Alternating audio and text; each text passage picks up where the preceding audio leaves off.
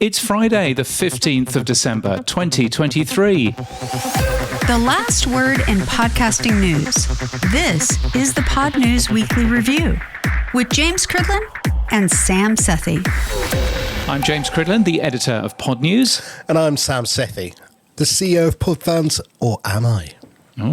In the chapters today, TWiT sees layoffs and the closure of several shows. Acast pays out 31 million Australian dollars. Google Podcasts going. TikTok bye-bye. Spotify sell, and YouTube growing. Plus...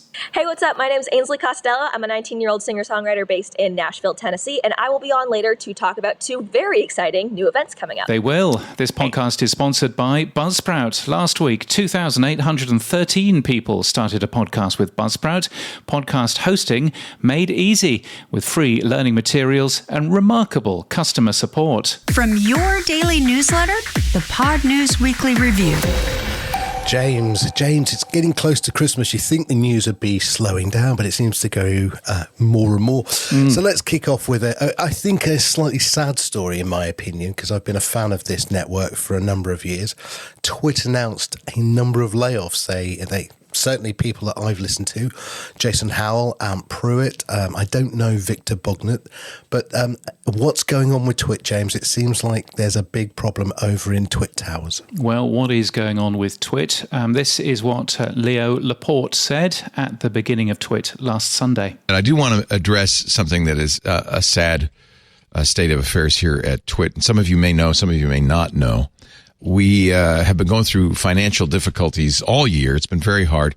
All podcasting has been going through it. Radio got about 100 years. Podcasting got a decade. That's about it. And now there's so many podcasts, but more to the point, advertisers who loved podcasting briefly have decided that YouTube influencers are much better or something. I don't know what's happening, but audiences have dwindled as the number of podcasts have grown. Our audience has held pretty well. We're not worried about that, but also advertising dollars, and they've significantly dwindled. You know, YouTube advertising sales grew almost $1 trillion last year. And that's because that money came from TV, from radio, from magazines, from podcasts, and from every other medium. Because advertisers said, hey, it would be really nice if we knew more about the people seeing these ads. And podcasting can't do that. It's not the way podcasting works. Spotify can do it because you have to listen in the Spotify app. So a lot of the ad dollars have dwindled. Lisa and I sat down last week and did the math for next year based on ad sales to date. And our projection is to lose about $1.1 million next year. Now, I am not Jeff Bezos. I am not Elon Musk. We can't lose $1 million because we don't have it. So we had to make cuts. This week we laid off 3 of our people we love dearly. It hurt terribly to do so. Jason Howell, who produced this show, of course, was the host of All About Android, Tech News Weekly, and had been with TWiT for 13 years since he came over from CNET and Buzz Out Loud with Tom Merritt.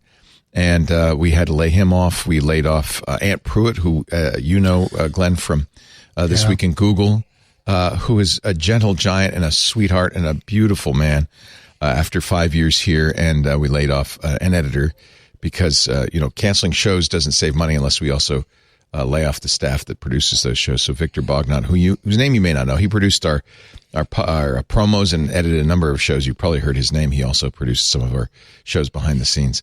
All 3 understood. It hurt me and it hurt them, and I know, especially this time of year, but that's when it happens because, when the calendar year ends, that's when we start to see what's going to happen next year. And we wanted to make sure we could lay them off with severance and take care of them. If we had waited till next year, it might not have been the case. So all of them are going to do fine. We're going to help them all as best we can. And they have use of our offices as long as they need it and so forth. So we've left on good terms, but I know this will be a bit of a shock for some of you listening, and it's certainly a loss for us. There will be some show cancellations as well. That news will come out next week. And all I can say is we're doing the best we can to sell ads. That does not make up the 1.1 million loss by any means. In order to survive, we're also going to need to increase the club. But we'd like to double the size of the club before this year so that we can be financially solvent. We'll need to do that to be financially solvent. So if you're not yet a club member and you don't like what's happening, but you want to support us going forward, we'd like to keep doing these shows. I could retire. I don't have to do them, but I want to keep doing them. It will take some cooperation from you. If you're not a member of Club Twit, please twit.tv/clubtwit. $7 a month, but it really does make a difference, and we give you some nice benefits. Yeah, it's been a tough year for podcasting. Stitcher went out of business. Gimlet went out of business. WNYC pulled back from podcasting. It's too bad because I think this is a great medium. And I know people who listen to podcasts love it. So it's a little bit of a puzzlement to me. You know, I was working in radio for my whole life, left the radio show last year because it was going through the same thing. You know, radio's not exactly doing well. But I'd hoped that podcasting would. Anyway, enough of that. But I did want to give you that news. Benito Gonzalez, who is a wonderful guy, has been TDing the show for some time, is going to take over as producer. Tough times in the world of podcasting, but I'd like to keep going. I really would. And I think we can because we have a very dedicated audience. Thank you for your support. Crikey. I mean, I've heard Leo doing a number of different reads in my time, but he sounds really cut up about that, doesn't he? He does, yeah, and rightly so. I think he's put a lot of years into the TWiT network, and I think, you know, when you start to lay off people, and it's as public as it is, I think, it's his baby, really. I think it's been in the cards, though, for a long while. If you've listened to his shows, he's been talking about the decline of advertising on his shows. He does do long format podcasting, so quite a few of his shows are 3 hours plus. And he is one of the best, as they say in the industry, of reading out host-read ads. I think, you know, he does a good job on those. But it seems that advertisers are not getting the return they want and are pulling away from it. I don't know whether it's they want short-form podcasting rather than long-form, and they're not seeing what they want. I don't know. What's your thoughts, James? I don't know. I mean, I look at what TWiT produces, and they produce an awful lot of shows, and I'm sure that some of those shows don't work. I'm sure that some of them do. They also don't appear to have changed very much in the last 20 years, and that is both a good thing in terms of everybody knowing what, you know, they are going to get from that particular show, but also it's not necessarily, you know, things do need to change sometimes, and having the same old voices on there, the same old correspondence in many ways. You know, I mean, Steve Gibson is still there doing his Security Now show. I don't know how old Steve is now, but I mean, I thought he was old 20 years ago when I was listening.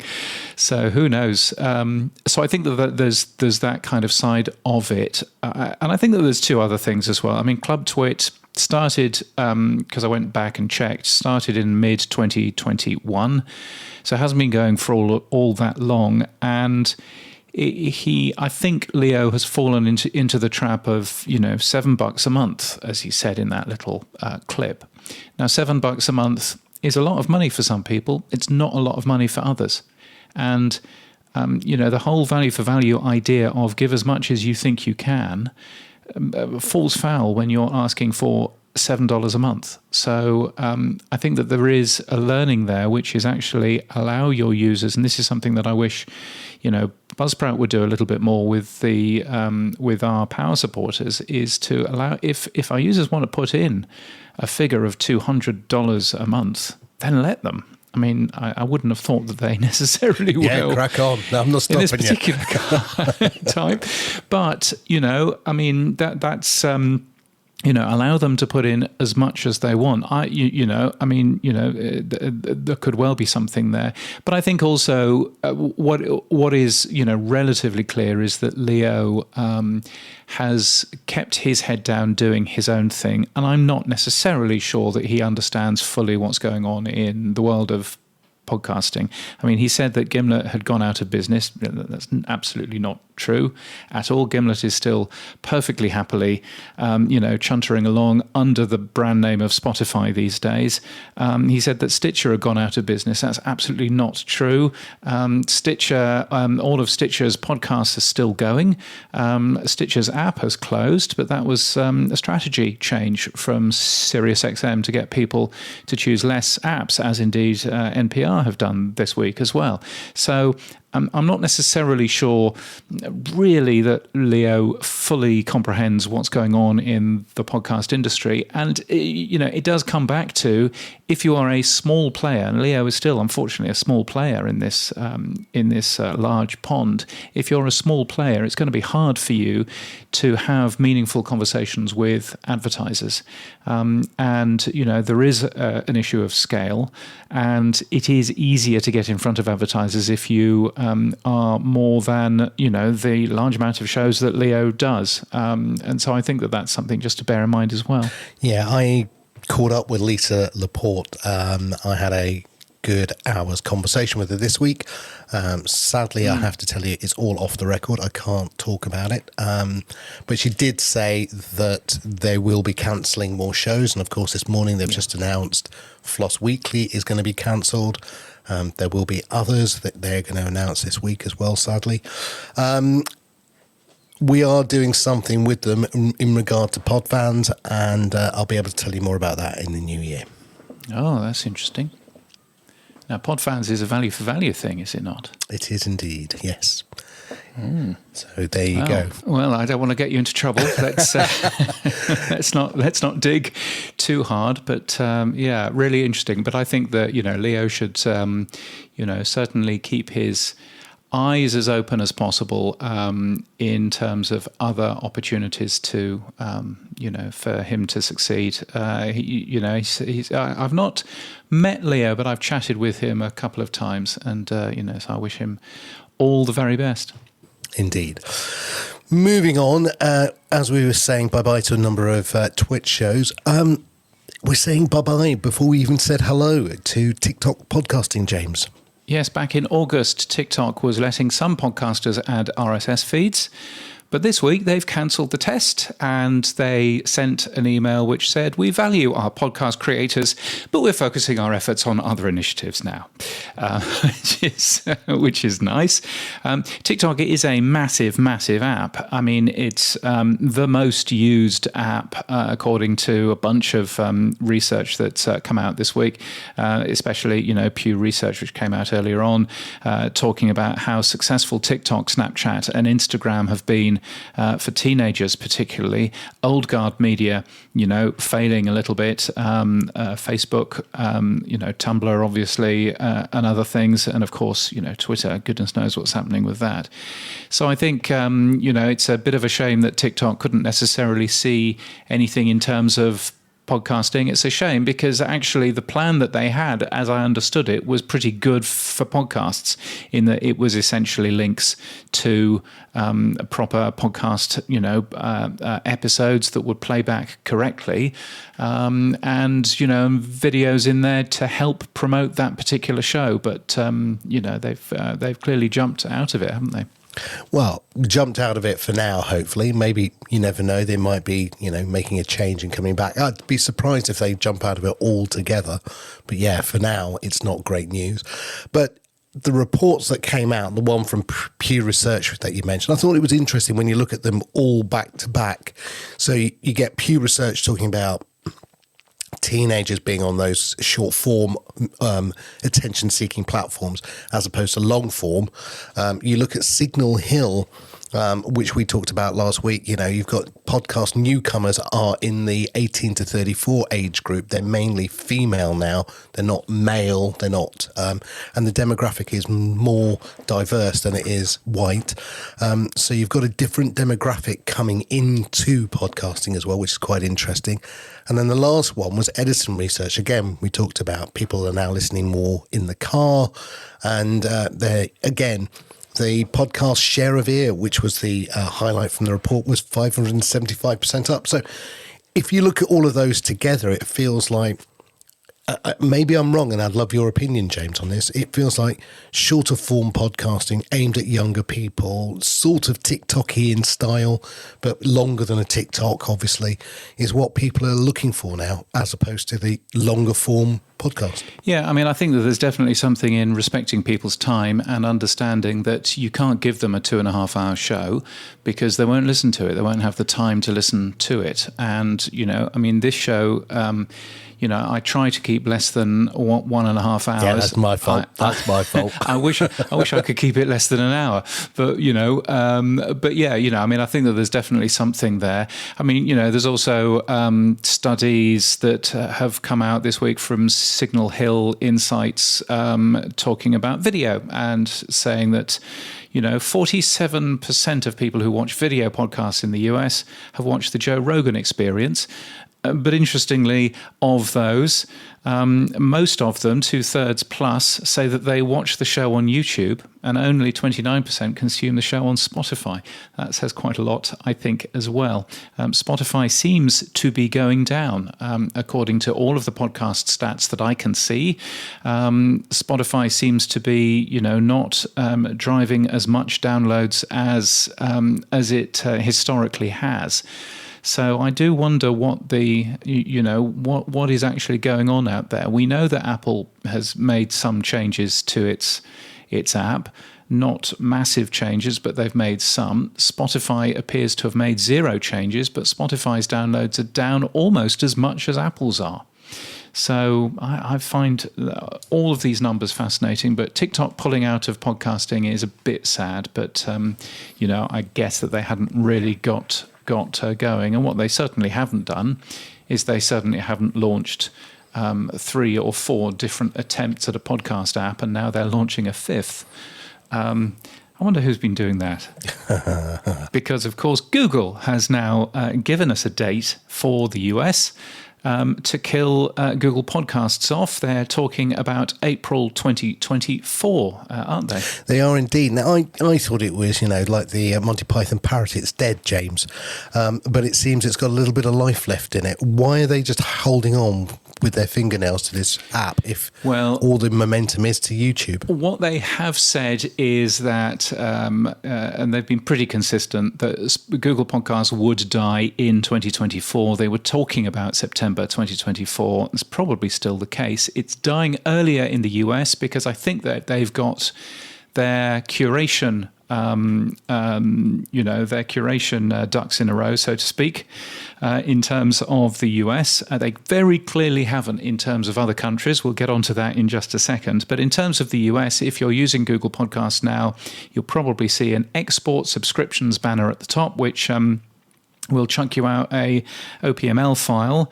Amusingly, it won't actually import properly, I don't think, into YouTube Music. I don't think that they've quite done that bit yet, which is a little bit strange. But it will give you an OPML file. It will allow you in time to import all of this stuff into YouTube Music, which is a perfectly acceptable RSS-based podcast player. Yes, it does YouTube stuff as well, but it also plays RSS podcasts, and it seems to do that quite successfully. So, Google seemingly killing podcasts earlier in the US than they were planning, but the rest of the world will still have Google Podcasts for a while still to come. That's just, normal, isn't it? Roll it out in the US and then, the rest of the world. It's the typical complicated way that Google insists on doing this, and it doesn't bear any resemblance to the realities of podcasting, which is global. And the whole problem with, if you remember, Facebook, when they got into podcasting, that was a US-only thing. Google Podcasts, well, in fact, Google Play Music podcasts. So back before Google Podcasts, that was a US-only thing. Google seemed to be, very focused on making something which is a US-only experience, and that's not a fantastic thing if you are a podcaster, which is a global medium. You can't just launch something in the US and that's all, because it won't work properly, and we can't talk about it if that's the case. Now, you've done a couple of things, James. One is you taken the PDF and made that available, haven't you? Yes, so there's a PDF which is basically a page with the instructions for how to export your stuff out of Google Podcasts. They didn't think that anybody outside of the US would actually want to have a look at that because, of course, nobody works in podcasting outside of the US. So therefore, I logged in using a US IP address, printed it out to PDF, and I'm hosting that now. So you can find that if you go to podnews.net and search for it. And what I've also downloaded is a OPML file from Google Takeout so that you can test. And there are a few weird things in that OPML file. I've edited it down slightly, but there are a few very weird things in that OPML file just to catch you out if your OPML import script isn't particularly good. But you can give that a go as well. And again, you'll find that linked from podnews.net. And you've done one other thing to help people migrate to YouTube Music. Remind people. Yeah, and if they want to, you can listen to any RSS feed in YouTube Music. So RSS to YTM.net, which is the website address that I've thrown together. RSS, the number 2, YTM.net, RSS to YouTube Music.net. See, that's a little page which will essentially help you grab and copy the RSS feed and shove it into the right place in YouTube Music. So you can have a go on that. And you'll need to, because certainly if you're using YouTube Music and YouTube outside of the US, the editorial experience is pretty awful, as I mentioned as well. Is they've now got a YouTube index for Australia and the Netherlands. Yes, and weirdly not in Europe yet, not in Japan yet for some reason. But so I went to have a look at the youtube.com/podcasts in the Netherlands. And in Australia, here in Australia. In the Netherlands, there are a few Dutch language podcasts in there. One of them is literally called All Episodes because they've named the title of the playlist incorrectly. It's a entrepreneur podcast, and there's a Dutch sports podcast in there as well. But there are only two. One of the shows that they are promoting in the Netherlands is in Indonesian. One of the shows is in some Cyrillic script. It might be Ukrainian, it might be Belarusian. I don't know enough about those languages, so I'm not even going to go there. But, that was I thought that was a bad experience. Then I went on to the Australian experience, which obviously I'm sort of relatively aware of. And the Australian experience, there is absolutely no Australian content in there whatsoever on youtube.com/podcasts. The same Indonesian show is number one. And I went to check the census, and the amount of Australians who speak Indonesian is so small that it's not even on the census. So that probably tells you anything. There's a Chinese language show in Popular Podcast, so great. About 2% of Australians will be able to enjoy that one. But if you have a look at, there's absolutely zero Australian content in there. Which is weird because on YouTube there are tons of podcasts. The ABC has a ton of podcasts. Sky News Australia has a ton of podcasts. They're all rubbish, but nevertheless they've got a ton of podcasts there. The Australian, the Sydney Morning Herald, The Age, Mamma Mia, and others have all thrown some podcasts onto the YouTube experience, and YouTube has clearly just not done any local work on that web page at all, and it's just completely algorithmically, and it's rubbish. I don't even understand why they've launched it, Sam. What are they thinking? Let's just chuck anything out the front door and see if it sticks. No, I don't know. I have no idea. Because I don't use YouTube Music like you, and B, I don't believe YouTube podcasting will be here probably in 12 months' time, because like most Google things, it'll be in a graveyard soon. Yeah, I'm looking at it and going, why are you spending so long launching a product which is pretty bad? I mean, the YouTube Music app is actually not bad in terms of being a podcast player, but that experience, the podcast landing page in YouTube itself, which is the big one, youtube.com/podcasts, is awful. So I really don't understand what they're doing. And I mean, it worries me because YouTube has more than twice the users of Apple Podcasts, almost twice of that of Spotify, according to Cumulus Media and Signal Hill Insights. So they are a very big player, but the experience is, I believe the experience, we would call it pants. It really is. Yes, we would. And I just think that, they've got an obvious target in front of them and they just keep missing it. I don't know why. I mean, you've just said, they've got twice as many users as Apple and Spotify. So, look, they've got the audience. The content is out there. It's RSS. They are doing it via RSS. So, again, comes down to execution, really. Yeah, it's just not a great experience. I hope it's going to be a better experience, but who knows?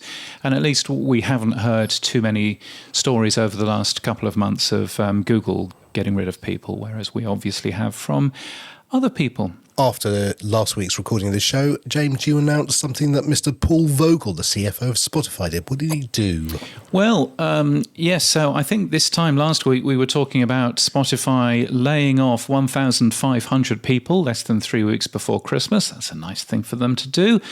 Spotify and its CFO, Paul Vogel, decided to part ways. According to a pretty bluntly worded statement. I don't know if you read that particular statement, Sam. No, I didn't actually. I thought I'd save losing half an hour of my life. Well, I mean, what I find fascinating is, firstly, it was only two paragraphs.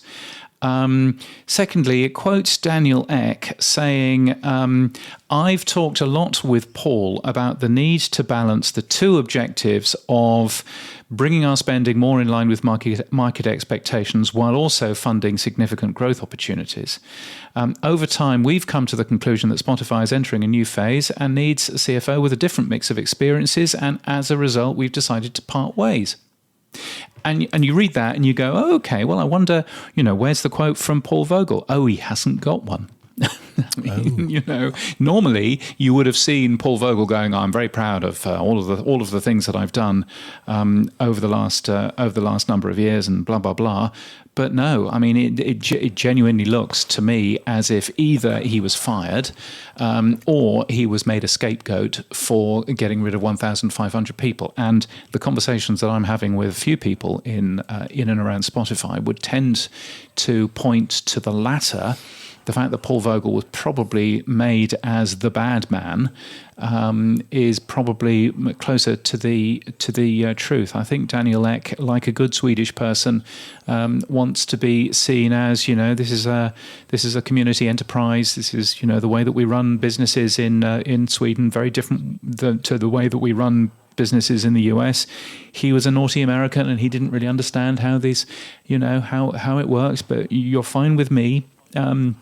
I suspect it's a little bit of that. But, I mean, it was kind of blunted a little bit by the fact that it transpires that Paul Vogel has trousered more than $12.6 million worth of shares. He sold over $9 million worth of shares on the very same day that he was firing 1,500 people. Yes, that's not a good look. That might have been automated. But that is just a nasty thing to do. HotPod's Ariel Shapiro has also spotted that Eve Konstan, who's Spotify's general counsel, also sold $1.1 million worth of shares on that very day as well. She sold that under her married name. I looked at her married name and I thought, I've no idea who that person is. Couldn't actually find them, but that's why you leave it to a proper reporter. And there've been others as well. I mean, that is just bad. They're on a 52-week high, you've noticed, but still not quite as high as they could have been. No, I mean, the share price is on the up, so the more they cut, the more the price goes up. I mean, I think Ebenezer Ek has bitten off more than he can chew here a little bit. I mean, especially also, I did a little digging as well myself. Daniel sold off 675,000 Spotify shares back in July, and he also how much is that worth then? 675,000. Well, it's over $100 million worth of shares. So, oh wow! Yeah, well, that'll be nice. Yeah, he bought them in May of 2022 and he sold them in July this year. So again, if he'd hold on for a little longer, he probably would have made double that killing. So my heart is not breaking for you, Daniel. I don't know. I think they are automated sales. I would hope they're automated sales because that would imply they weren't as cold-hearted as it comes across. I don't know. It'll be interesting to see where Mr. Vogel pops his head up next and what he says afterwards. Yes, won't it? I mean, if he needs to. I mean, if you've got $12 million in your pocket, I mean, that's probably it. But that's chump change for them. Chump change. Well, yes, I suppose so. Spotify, don't go expecting Spotify to make a massive profit next quarter. It's going to make a loss of between 100 and 116 million US dollars, according to none other than Paul Vogel. As he leaves the company, he just mentioned that to the SEC. Oh, by the way, we're going to lose an awful lot of money next quarter because of the severance costs. Spotify is, though, they've done a deal with Warner Brothers Discovery alongside Acast, actually. So Warner Brothers Discovery is going to be selling some of, Spotify's Megaphone and Span is going to be selling some of Warner Brothers podcasts. So that's a nice thing. And also, Spotify was going to be closing in February in Uruguay, but it's not going to now. They have had a chat with the Uruguayan government.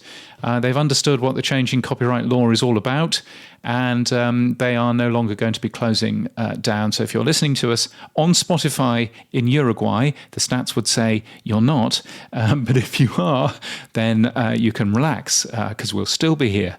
There's a thing. Excellent. What is your Uruguayan like? I don't know. James in Uruguayan. That'll be interesting. I don't even know what language they speak in Spanish. Uruguay. Spanish. Is it? Yeah, it's a form of Spanish. It'll be a Spanish dialect. I only know that because two Liverpool players, Luis Suarez and Darwin Núñez, are Uruguayan. So that's my sad reason for knowing that. Spanish is the official language of Uruguay, and it's spoken by almost 99% of the population, according to the World Atlas. There you go. Now, friend of the show, John Spurlock, who keeps putting out all different reports about stuff. One of his is that over 70% of Apple podcasters now use iOS 17, so that's good, I think. Yeah, that's helpful because we know that we're unlikely to see an awful lot more change now in terms of Apple Podcasts numbers. We have seen, Livewire, John Spurlock suggests, and this is through the OP3 data as well, suggests that Apple Podcasts' total drop is around 7 or 8% of share of downloads. But share of downloads means different things if your total downloads are also going down. Great to see. And again, underlines the fact of how helpful it is to have data from your podcast, analytics data in an open format that then allows other people to go digging and to learn an awful lot more about what that data actually is. So it does show the real benefits of OP3 and why so many people, frankly, ought to be using it, particularly people within the industry, you'd have thought as well. You had a very interesting Twitter discussion about the use of OP3, talking about a number of shows, our show, your podcast News Daily, and other people's shows using OP3. What was that whole thing about, James? Yes, this was a very rare, for me, a very rare pop onto the artist formerly known as Twitter. Todd, I think it started with Rob Greenlee basically talking and saying nice things about OP3 and how John Spurlock should go on to the new media show and talk about OP3 on there. Of course, we know that Todd sees OP3 as being a competitor and so therefore probably wouldn't want to end up doing too much of that. And then Todd is just like basically saying, no, we're not going to list our numbers in OP3 at all, wasn't he? So, Yes. I was going to say, in last night's show, he basically went bugger off. It's my data and it's private and you can stick it, basically. Yeah, he basically said that. In fact, this is his exact phrase. I only have to be transparent to those that are writing me a check. Now, and he said exactly that phrase 2 minutes after reading out a boostergram from Adam Curry. Well, hang on a minute, isn't that somebody essentially writing you a check, Todd? Isn't that somebody paying for the fact that he loves that show an awful lot? Wouldn't it be the sensible thing to open up your numbers? We open up our numbers. Buzzcast opens up their numbers. The Podnews Daily opens up their numbers through OP3, as does Podcasting 2.0. Just do a search for all of these shows on Podnews, and you'll see some numbers there. But it does seem that Todd is a little bit too chicken to share his numbers. I don't quite understand why he's chicken. Is it that the new media show gets no listeners, Todd? Is that what it is? Is that what it is? Because I mean, if it is, you're with friends. It's okay. Come and have a look at our numbers. Go and have a look at your numbers. I can't believe he's so chicken. Don't eat me, Todd Cochran. Can't believe it. Can't believe what a chicken. I think the gauntlet's been thrown down nicely, James. I wait for the result. OP3.dev, it's free. Podnews is even a sponsor, is even paying for it, Todd, so you can be on there. Go on.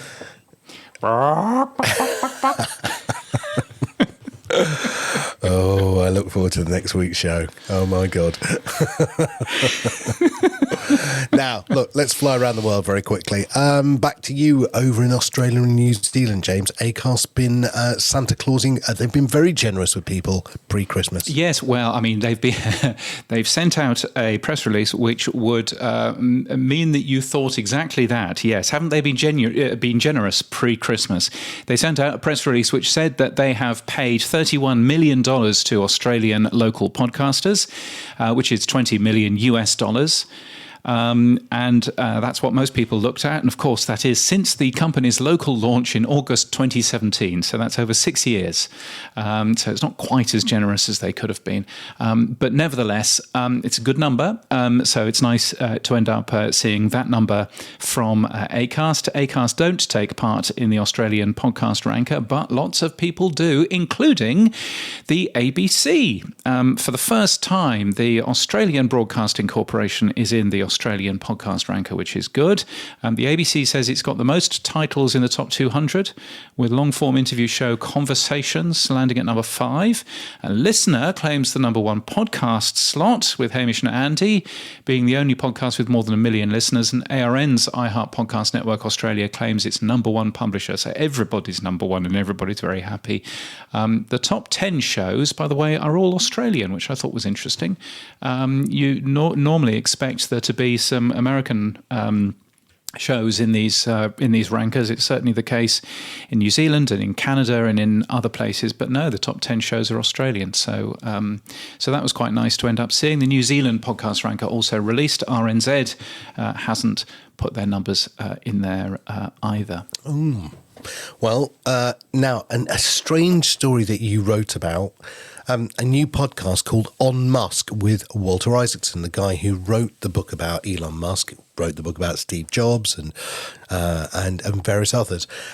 It's launched in an open RSS format on iHeart Podcasts and Kaleidoscope, but strangely, it's in a closed format with Podimo across Europe. That's a bit odd. Yes, I think this is the first time that I have seen this, where the show is exclusive on Podimo if you live in Denmark, Norway, Germany, the Netherlands and Finland. So you won't be able to get it on open RSS feeds, but everywhere else you will. It's freely available everywhere else, including obviously the US and other places, just through the standard RSS feeds. So I think that's the first time that I have seen anybody doing that, and I think it's the first time that I've seen Podimo do a geo-locking deal such as that. Not quite sure what I feel about it.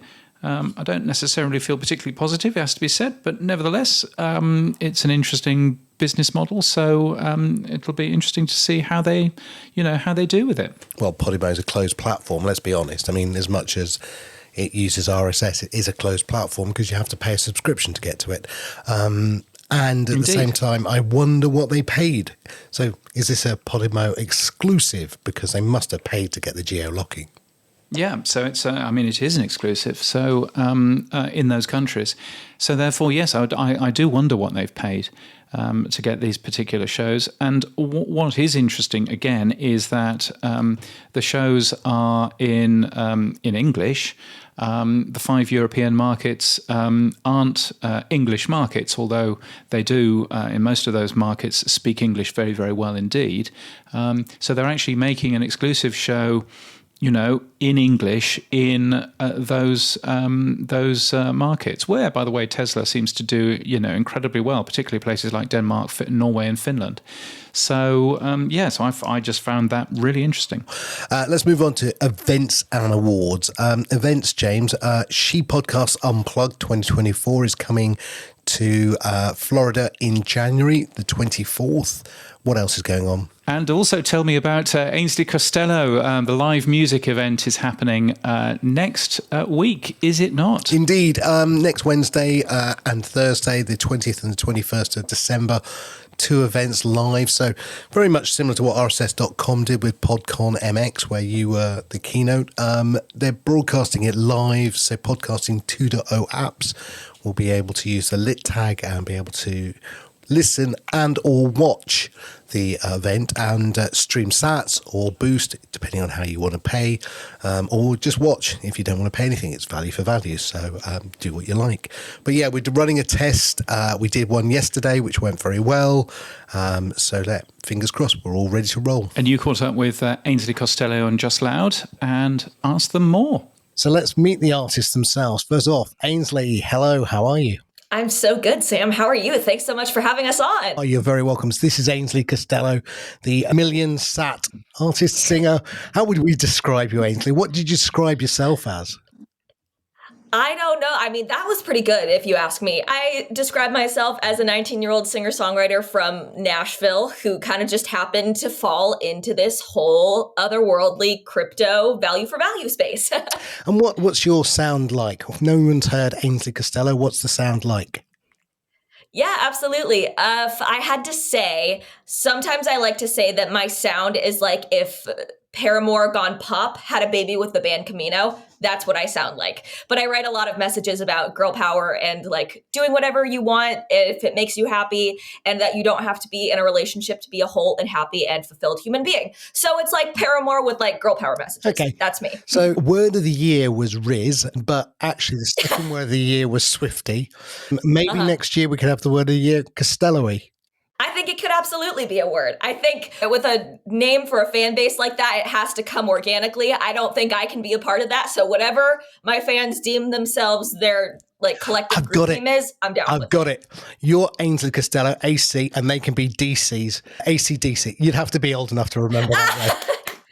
Perfect. Yes. You'd have to be old enough to remember. Now, also headlining on the evening is JL, Just Loud. JL, how are you? Hey, again, thank you for having us. You're very welcome. Now, as I said to Ainsley, describe your sound. My sound, okay. Mine is a little bit of a big orgy party. In that orgy party, you have Billy Idol. Yes. You have Prince, and you have Tina Turner. Wow, that's a party. Yeah. That is a party. That's a sound and a half. Now, Ainsley, we know that you've come to the value for value world and you've got involved in it, and you're on Wave Lake and you're on LM Beats and loads of apps and people have been paying you.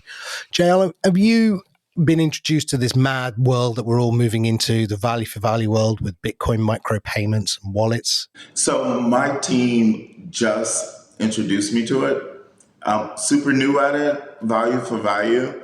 All I can say is that I did 10 million streams on one song on Spotify, and I've received more money for value than I received from Spotify, to say the least. So I hope that answers your question. Yeah, it perfectly answers it, because that is the thing, isn't it? Spotify is not paying independent artists any value that you deserve from 10 million streams. That's a hell of a lot of streams. Look, Ainsley, you had a great experience when you first came into it. Adam Curry did a podcast called Boostergram Ball, and you basically got paid, I think it was the equivalent to around $400 from just one airing. And is that correct? I think that's the sort of numbers we were remembering. Yeah, I mean, the specifics themselves, I'm a little iffy on, but I'm very similar to JL in the sense that I've been on all of the traditional DSPs, the digital streaming platforms, Spotify, Apple Music, Amazon Music, for almost 4 years now. And in about 4 months in this new value for value microcurrency, micropayment space, I've made more in 4 months here than I have in 4 years on Spotify. Wow. And one of the things is, do you find it when you say to other artists, hey, have you heard of this new world of value for value? Have you heard of this new micropayments? Do they look at you like you're talking Swahili? How do they approach it when you say that? For me, in my experience, the couple of friends who I've told about this space, they've been like, I'm intrigued, but they haven't been like, absolutely not, I'm shutting this down. I've had a couple of friends who I've kind of told my whole experience to, and they've been really excited by the fact. And so I would not be surprised if some of my friends start joining this space soon. Look out for Arayas, who is incredible. I told her about this, and we had a whole 3-hour long conversation about this whole space, and she was really excited about it. And she's incredible. So if Arayas comes in, she hits the scene, just be aware, because she's a powerhouse for sure. And JL, have you actually received any sats yet? Have you experienced receiving those micropayments yet?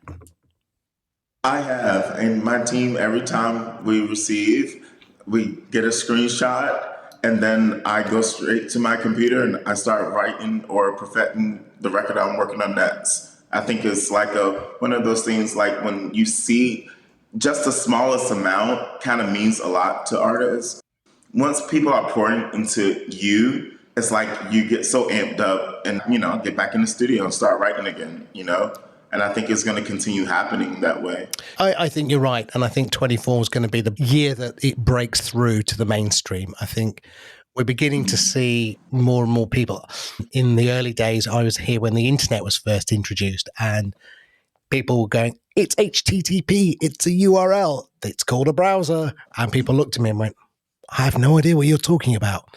I think in the same way, people look at you now and say, it's a micropayment, it's a wallet, they're called Satoshis, and you pay directly. People look at you going, I don't get what you're talking about. And I think 24, is when people suddenly, the pennies will start to drop, or should we start to say the sats will start to drop now instead of the pennies. One last thing then for you both. Ainsley, tell me a little bit about the set you're going to be playing. Yeah, I am so excited, and I'm so gracious and grateful to JL, who's so wonderfully allowed me to be a part of these 2 amazing nights, because really I'm just so excited because I'm doing something really fun and exciting and kind of new for me. I'm doing about 50% of both sets that I'm going to be playing on the 20th and the 21st are going to be all new music that isn't out on any platform, not even Wavelake or any of these podcasting apps yet. But I've been writing so much music this year that I'm so proud of and I'm so excited about, and that I think really represent me in a way that I haven't showcased before. So I'm really excited because these shows are going to be 50% new stuff. Wow, this is exactly what Ainsley wants to be. And then 50% old stuff. I'm sure we'll have to throw Cherry on top in there. But yeah, I'm so excited. And one of the shows is going to be at First Avenue, 7th Street entry in Minneapolis, which is just legendary. It's every musician's dream to play at a venue like that. So I could not be more thrilled. I'm so excited. JL, it's the same question, really. What can we expect from your set? What are you going to be putting out? I'm recording live. I have about 3 albums in the can that I've done this year. And similar to Ainsley, no one has heard this music. And I would say that this is my Phoenix, because 2019 Lollapalooza was my last concert. And I'm glad that I exit stage left. And this is going to be an opportunity to show people that I'm not funk, I'm not soul, I'm not R&B, I'm rock and roll. Nice. Ainsley, JL, good luck for the night. We can't wait for it. It's going to be so exciting. All the technology's in place. We are all lining up behind you. So I suppose break a leg would be the right thing to say. That's what we say in England anyway. I'm not sure if that translates very well in America, but have a great night. Now, look, where can people go? Ainsley, first of all, tell me where can people get tickets, and JL, tell me where the events are. So, Ainsley. Yeah, absolutely. So one of the places that you can get tickets is on my website at ainsleycostello.com. You could get tickets. It'll redirect you to First Ab's website where you can buy tickets. And I'm sure, JL, are tickets going to be on your site too? Yes. Yeah. Justloudworld.com. Absolutely. So either of those. JL, remind everyone if they want to come in person, where would they go? First Avenue, 7th Street entry, December 20th and the 21st. Be on time because you don't want to miss anything. Okay. Excellent. Ainsley Costello, JL, thank you so much. Good luck. And I can't wait for it. See you soon. Thank you. Thank you, Sam. The tech stuff on the Pod News Weekly Review. Ah, yes, it's the stuff you'll find every Monday in the Podnews newsletter. Here's where we do all of the Tech Talk. Podcasts has added a bookmarks feature, which looks entertaining. It's for you if you pay for the app, and the app is relatively expensive, but it's a good app. Relatively expensive, 97 quid for, what was it? 97 quid. Yeah, well, it's £97 for a patron member, although it's only, in inverted commas, £40 for Pocket Casts Plus. I don't frankly necessarily understand the pricing model that they have for that particular app. I'm all for charging for a decent podcast app. But yes, gosh. Yes, I think Patron, to be fair, is, someone that just really likes the app and the people who work there and just wants to support it a little bit more than they would with a Plus subscription. And there are plenty of people grandfathered into Plus for free after all of that bother a few years ago. So it may well be part of that. But so there's all of that built in. But yes, bookmarks are now available. They've also fixed their search, which used to cause problems with apostrophes. All of that is fixed now.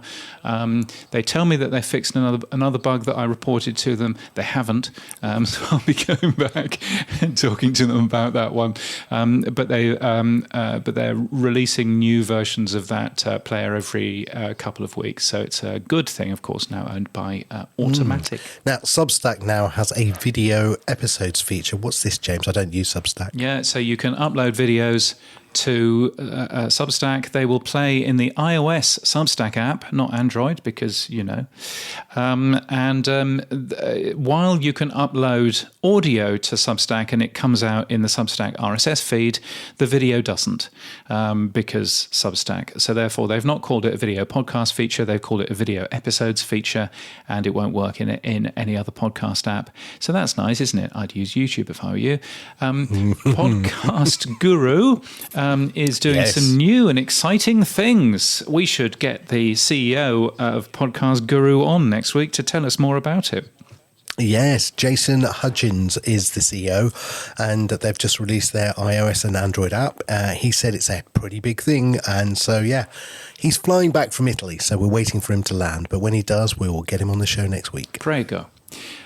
Snipped has also upgraded its use of AI to summarize a podcast, which is a neat little trick. Podhome, Barry's podcast hosting company, that now has some AI to create clips for you and create video and share those on social media and all of that, which is all very smart.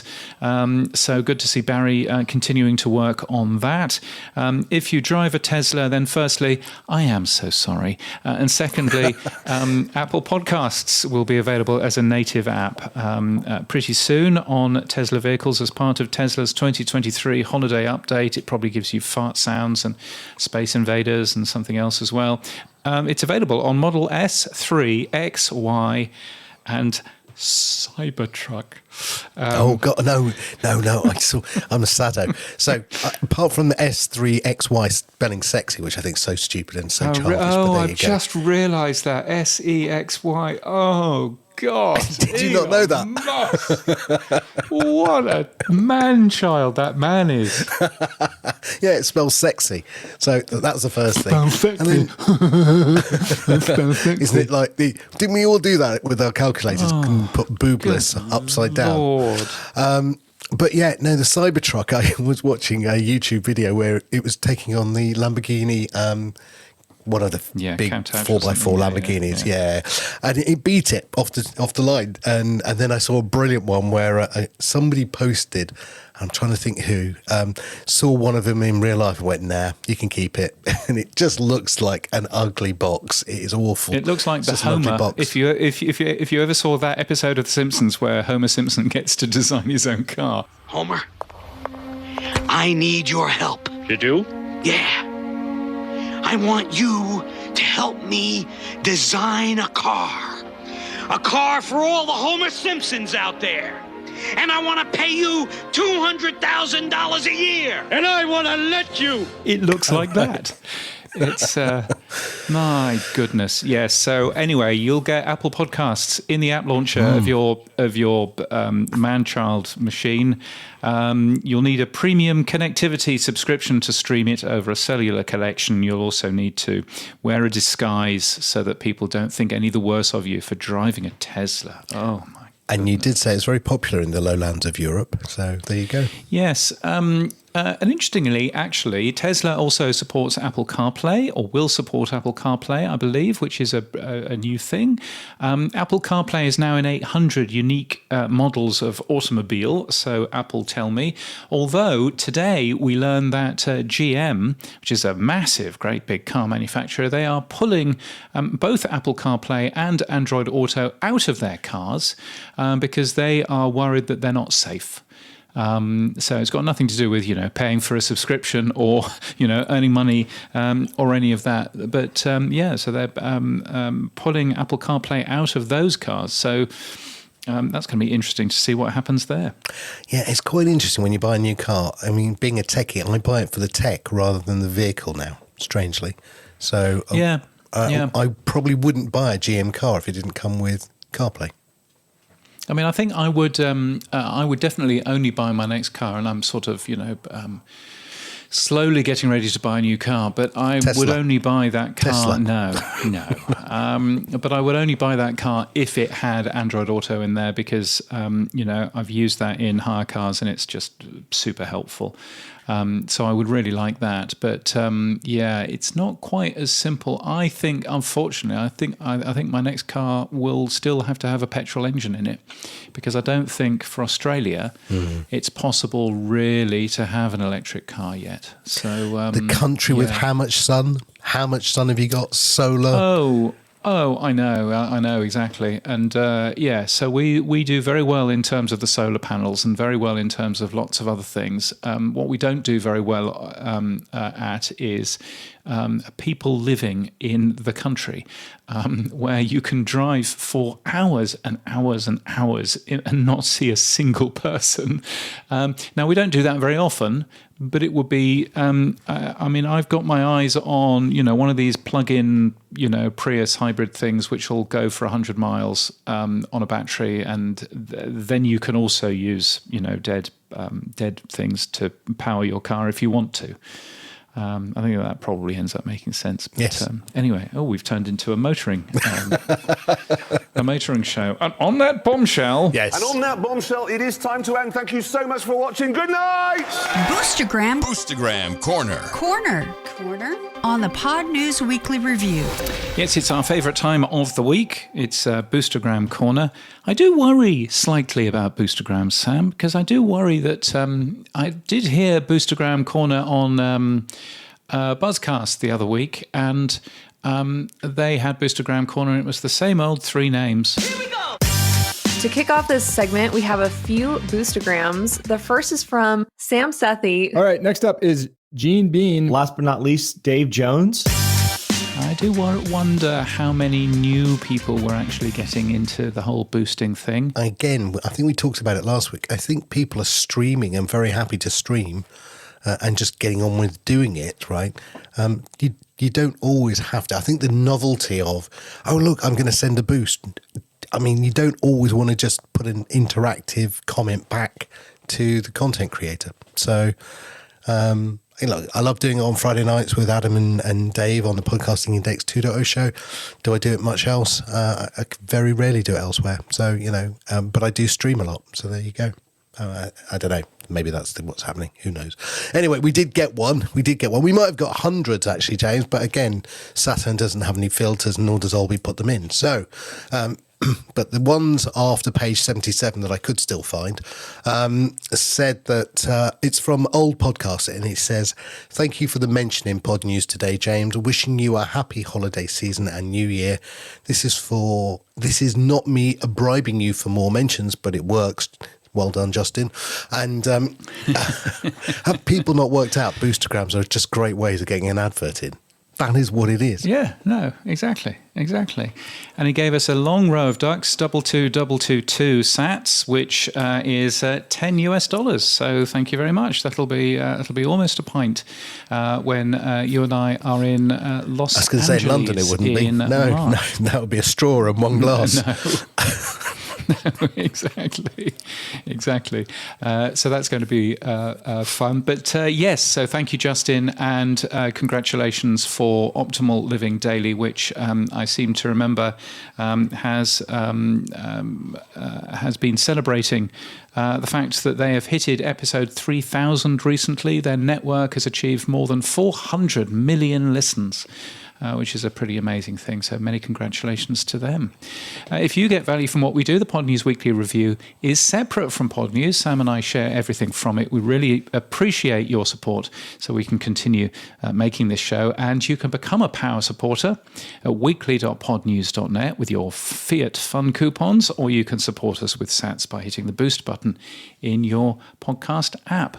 Podnews.net/new podcast apps will help you find a new podcast app. How about Podfans?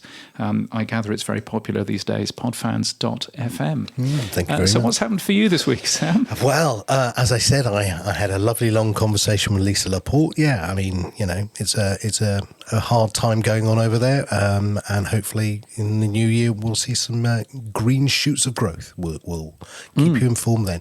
Great chat with Tom and Jason over at the London Podcast Show. Very exciting for what they're planning this year. So yeah, looking forward to that one. Obviously we did Ainsley's rehearsals. I launched a new video player that some people, or many people liked. One person didn't. Don't eat me, Todd Cochran. Yes. But no, we were listening to the Friday night podcast show with Adam and Dave, and Adam put out a little sort of, I wonder if we could take YouTube videos into podcasting apps. And I thought, I wonder if we could. We were building out our new podcast media player because, it was on the roadmap. And we'd done, a very basic player to get the product moving. And then we'd started to put in what we wanted to as version 1 of our, with more control, so you can boost while listening and all those good things, and read transcripts and look at chapters, etc., etc. And I just mentioned to my CTO, I wonder whether we could take a YouTube video as well. Because we were going to allow people to upload video through the alternative enclosure and host it locally on Podfans. But he said, no, give me 3 minutes. And that's all it took. So, and then and it's not a hack, is it? It's just embedding the iframe that YouTube would normally, allow anyone to do. Yeah. And you use the share content, not the URL of the page. So that's the only bit you have to work on, and then it plays beautifully. And there's a couple of PWA hacks. I'm more than happy to tell all the other apps how to do it if they want to do it. Just Oscar, Mitch, Martin, anyone. Just I'll share what we did very, very happily. It's not something I need to keep personal or private, and it's simple. And what we are fundamentally doing is saying, look, if you want to use the alternative enclosure, there is a place for you to put a link in. Job done, right? And that's it. The next thing is, YouTube enable it, and we're using fundamentally YouTube as a host. That's all we're doing, but we're still streaming and boosting and paying you directly in sats if it's your content. Can't believe you're sharing stuff, Sam, and wanting to help the industry get better and share stuff. I only have to be transparent to those that are writing me a check. Anyway, I can see a Christmas card being put in the bin now, right now. You think I was going to get a Christmas card? Yeah. Well, so Todd and I were having a chat on Mastodon, yes. And Todd is just vehement that I'm hacking this and I shouldn't be doing it and blah, blah, blah. And I'm like, Todd, why didn't you just support the alternative enclosure? I don't support it. And then I sent him a screen grab saying, you do? And, we support it only for the live thing. I'm going, well, if you do it there, why can't you just do it in the actual channel then? It's not that hard, but he'll be sticking with his 2 feeds, and it's 2 feeds to me is basically what he's saying. So yes, and then the last thing was it's my father-in-law's 93rd birthday this week. So happy birthday to Duncan! Well done. He's reached a grand old age of 93. So yes, has he listened to this show? Not particularly, but I can clip it up and play it to him. He'll be happy. Oh, okay, good. Yeah. Excellent. Happy birthday. Yes. What does it say here, Sam? It says, it doesn't say the first part, but it's goodbye to Podfans and hello to true fans. Really? You're changing your name? Yes. Indeed. Before we launch officially and remove the beta sticker, which we've been holding on to. Yeah, one of the reasons is, I've listened to where we've had Podfans mentioned on many shows and in many lists. And I get Podfan blindness because it's just pod, Podfriend, Podverse, Podchaser, Pod, and pod. And I'm like, we're just one of many. And I don't feel we stand out. And as a marketeer, I just don't like it. So that was the first reason, and we'd been talking about this with a couple of people for a while. The second reason was we do more than just straight podcasts. We're obviously looking at music, we're looking at books, video, and so talking to several music artists, they were like, pod fans doesn't really say music to us, and it's a bit sort of narrow focused. So and I tended to agree with them. And then finally, of course, Kevin Kelly, whose seminal blog was 1,000 True Fans, was some of the thinking behind Value for Value and some of the thinking behind what we do with our platform. And I thought, I wonder if anyone's got True Fans, and they didn't. And so I went and got truefans.fm. So as of the publishing of this recording, we will now be truefans.fm, and you can still go to podfans.fm. We'll do a redirect, but truefans.fm is what we are. So you heard that here first, unless, of course, you heard that first somebody else before I've edited it. But no. Yes, well, there you go. What am I going to do with my beautiful purple sweatshirt now? Is the question. Well, you just have to get the new one, the collector's item. I've got to just print some more. Anyway, on that bombshell, James, what's happened for you this week? I was on a couple of different video things this week. I did a online event with Norma Jean Belenky from Podbean. It was called Revitalize Your Podcast in the New Year with AI podcasting tools, and apparently I was very good. I had an email telling me so that was nice. I was patting myself on the back as I said it. Yes. You can go and take a peek at that.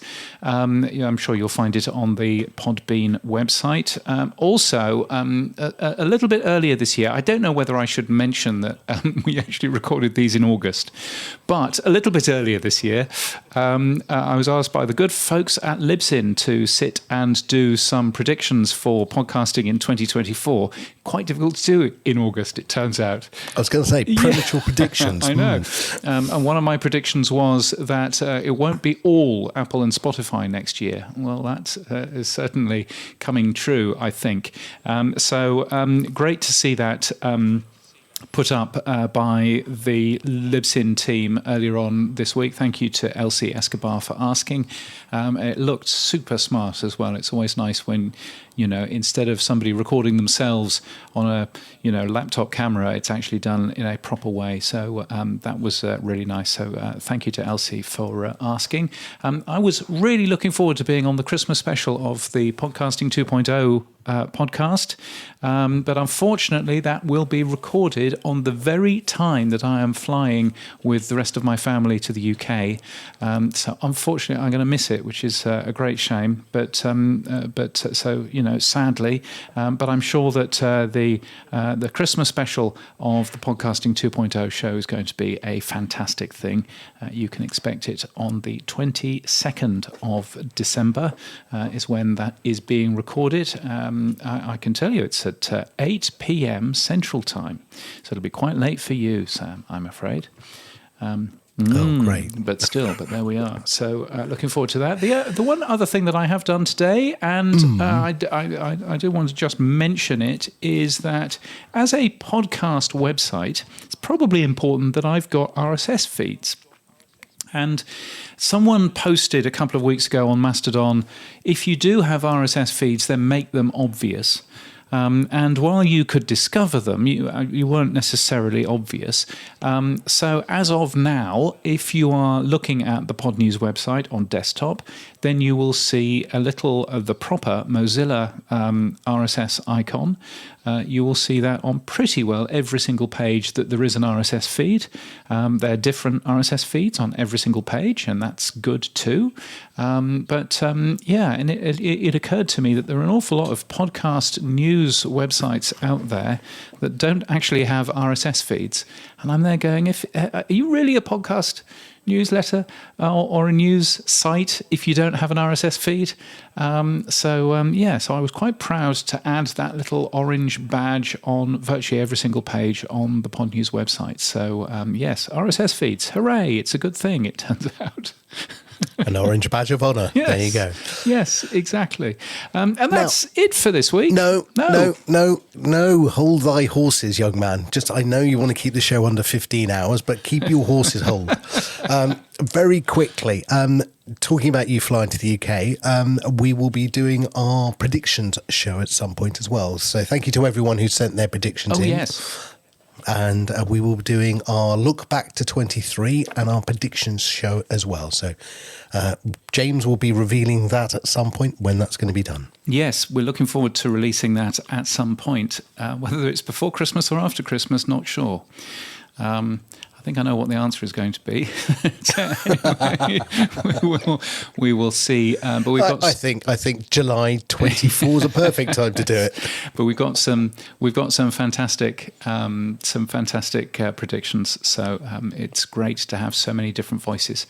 So thank you all so much for that. And that really is it for this week. You can give feedback to James and me by sending us a boostergram. If your podcast app doesn't support Boost, then grab a new app. What are you waiting for? From podnews.net/new podcast apps. Yes, and I gather that truefans.fm is very good. Our music is from Studio Dragonfly. Our voiceover is Sheila D. We use Clean Feed for our main audio, and we're hosted and sponsored by Buzzsprout. Podcast hosting made easy. Get updated every day. Subscribe to our newsletter at podnews.net. Tell your friends and grow the show. And support us. The Podnews Weekly Review will return next week. Keep listening.